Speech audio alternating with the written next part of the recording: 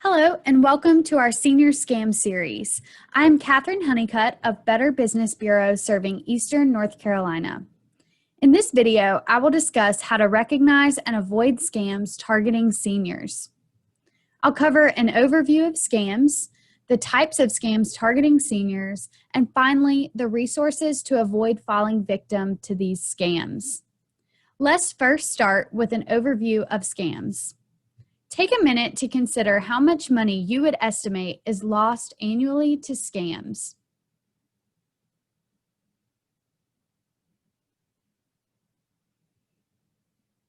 If you guessed $50 billion, you would be correct. Our BBB risk report from 2019 showed that there were over 37,000 scams that occurred, but those are just the ones that were reported. Scams are clearly a major industry, and because we know seniors are the most targeted group by scammers, it's important to be able to recognize and avoid these scams. So, what types of scams are out there, and who are scammers impersonating? The basic scam types include phone, email, online, and in-person scams. Phone scams can come in the form of phone calls and/or text messages. Email scams, otherwise known as phishing scams, typically use one of three methods to fool victims.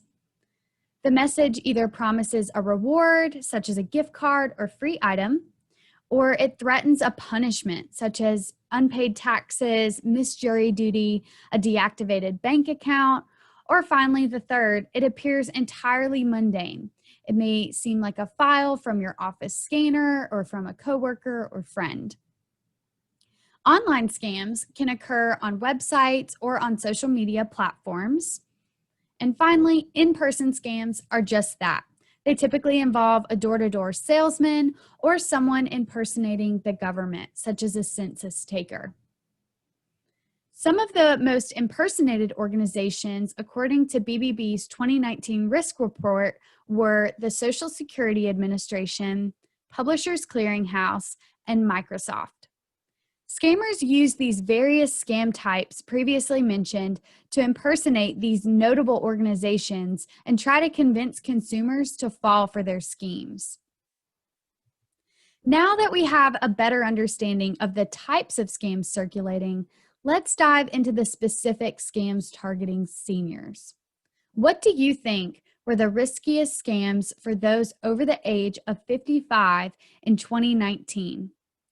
Keep in mind that BBB's risk index is calculated by using three components: exposure, susceptibility, and monetary loss.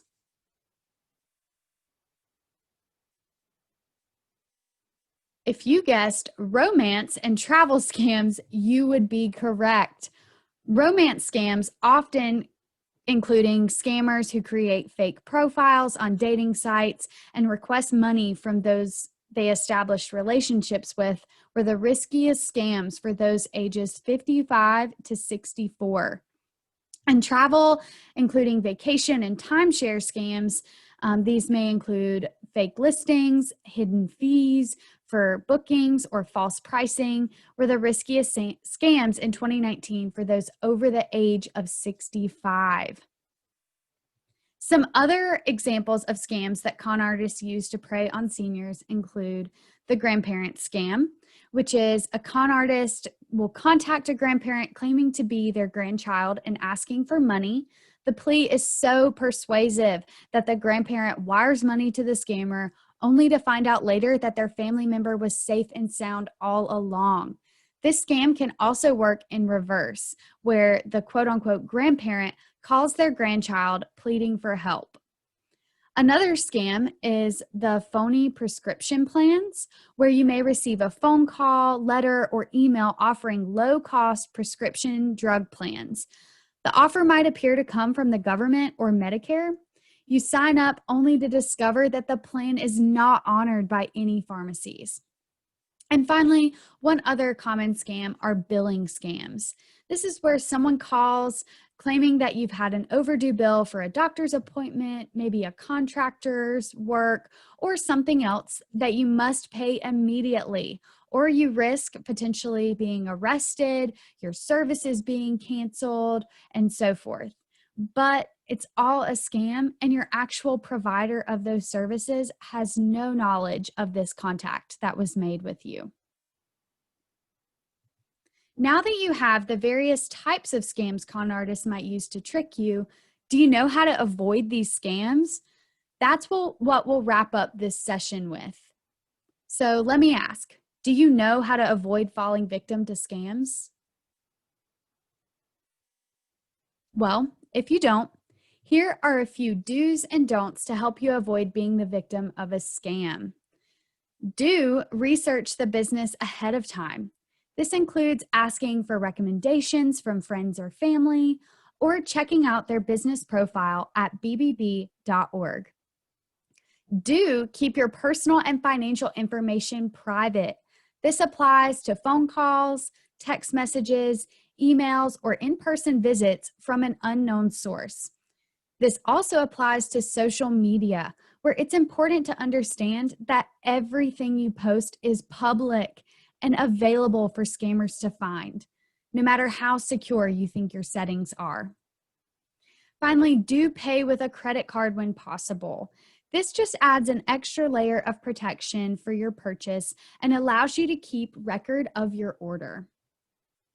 Finally, some don'ts. Don't click links from an unknown sender. This can be in the form of an email, text message, a pop-up on your computer, or a random social media link. Don't pay money to win a prize or enter sweepstakes, even if you're sent a check and told to make the payment from that check. Finally, don't wire money to a stranger. This includes using cash, gift cards, or other non-traceable forms of payment. Scammers are always finding new ways to trap their victims, so stay up to date on the latest scams at bbb.org/scam tracker. Thank you so much for joining me on this senior scam series titled Recognizing and Avoiding Scams Targeting Seniors. Be on the lookout for additional videos on BBB of Eastern NC's YouTube page.